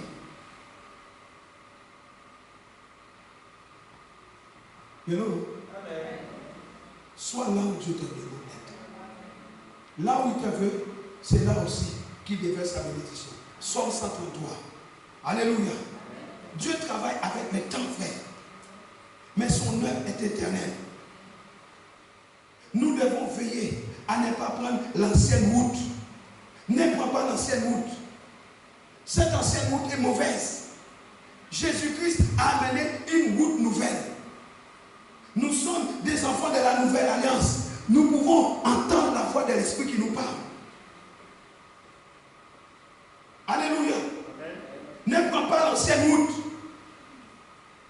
Dieu n'a pas permis à Isaac de descendre, de prendre la voie de son père. Il dit, ne va pas en Égypte. Ne marche pas dans l'ancienne route. Dis à ton voisin, ne prends pas l'ancienne route. C'est la route de l'iniquité. Job 22, 15. La Bible dit, et je vais finir, ce qui arriva du temps de Noé arrivera de même. Vous entendez? Ce qui arriva du temps de Noé arrivera. Ça veut dire que je peux faire tout ce que je veux. Je peux même pleurer sur l'autel. Je peux même vous supplier. Il y en a certains qui ne vont pas m'écouter. Parce qu'il faut qu'il y en ait qui ne m'écoutent pas. Vous entendez? Ça peut vous choquer ce que j'ai dit. Mais je vous dis la vérité. Il y en a qui vont se rébeller à ça. Ils vont écouter les messages, même sur YouTube. Mais ils vont se rébeller. Pourquoi? Parce que ce qui arriva du temps de Noé doit arriver. Allons voir ce qui s'est passé. Allons voir. Vous connaissez le passage? Matthieu 24. Je vais vous aider. Matthieu 24, 37. Vous prenez l'évangile pour un jeu. L'évangile n'est pas un jeu. Matthieu 24. On prend verset 36. Pour ce qui est du jour et de l'heure, personne ne le sait. Ni les anges des cieux, ni les fils, mais le Père seul.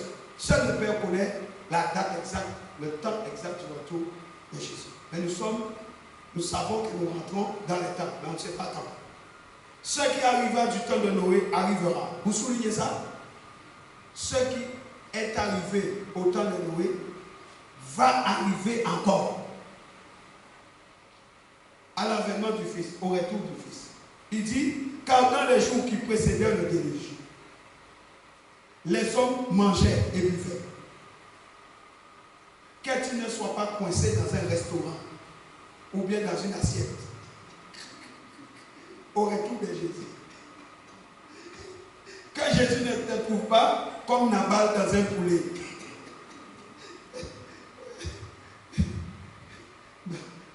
Dans un canari de Domé. Les hommes mangeaient et buvaient.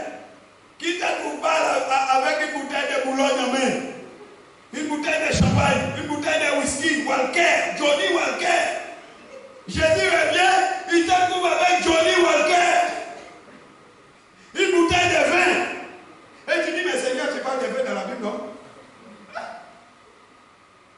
J'avais me saoulé, non? Mais Noé s'est saoulé. Mon grand-père s'est saoulé.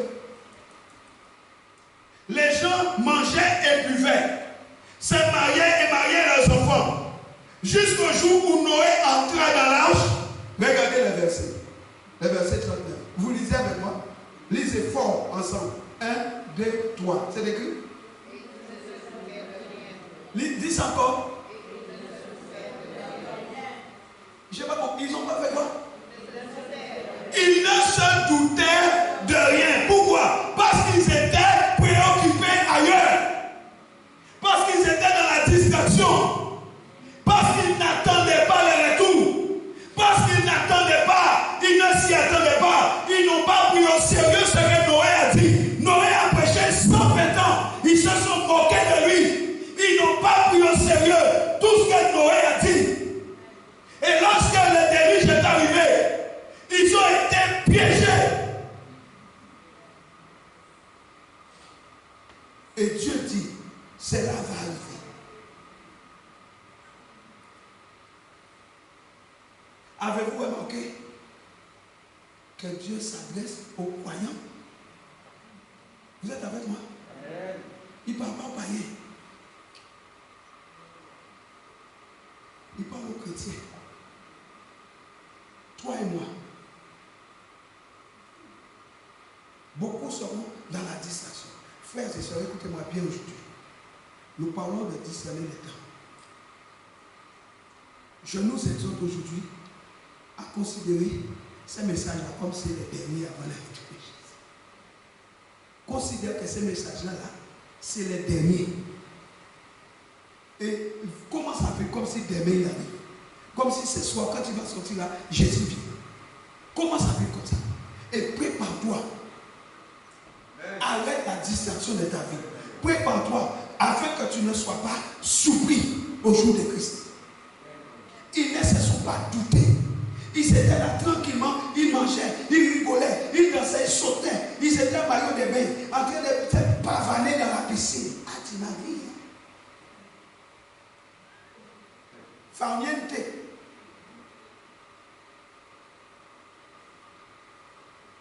Ils ne se doutaient de rien jusqu'à ce que le déluge vint et les emporta tous. 2 points. Il en sera de même à l'avènement du Fils de l'homme.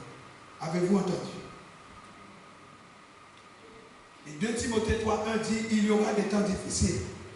Et nous sommes dans les temps difficiles. Tu ne peux pas faire comme si tu ne vois pas.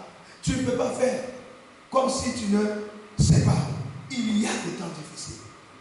Les entreprises sont en train de fermer comme pas possible ici.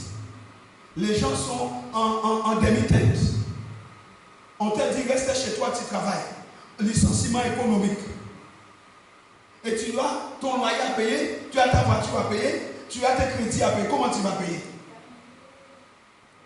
À partir de lundi, on passe en demi-charge. Ton enfant doit rester à la maison. Toi, tu dois aller travailler. Ton enfant doit rester à la maison. Il faut que tu prennes quelqu'un pour garder ton enfant. Mais qui va garder ton enfant gratuitement? Tout le monde a besoin d'argent, non? Je veux bien garder ton enfant. Tu me donnes combien par jour? Il faut que tu casses. C'est soit tu restes à la maison et tu dis je passe en distanciel. Mais même quand tu restes en distanciel, comment tu peux travailler?